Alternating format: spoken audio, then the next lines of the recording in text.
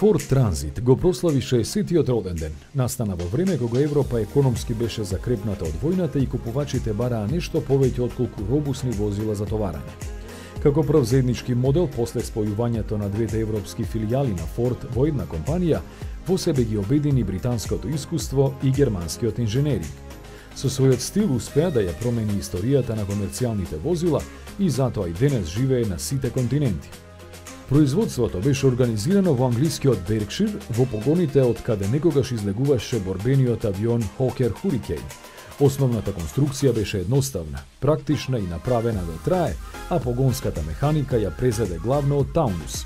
Во него се вградуваа V4 и V6 мотори, а подосна и дизели, кои се одликуваа со својата издржливост и повисока моќност во однос на конкурентите. Просторот беше подобро искористен, со што лансирањето на повеќе разни каросериски верзии беше едноставно од конструктивна гледна точка. Се нудеше во кратка и долга верзија, како фургон, комби, минибус, пикап и камионче, со носивости од 610 до дури 1780 килограми. Беше разумно ефтин и издржлив и затоа брзо стана популарен меѓу широк број купувачи. Интересен е фактот дека на почетокот од 70-тите години британската полиција утврдила дека Транзит бил користен во дури 95% од грабежите на банките на островот.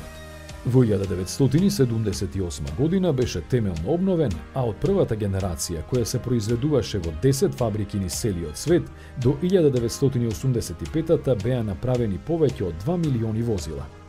Совкупно до денес, своите 13 милиони пласирани примероци, остана најпродаван модел во светот од својата категорија. А како и не би, кога во моментот е достапен во повеќе од 1300 варијанти, без да ги сметаме бојата на каросеријата или опционалната опрема.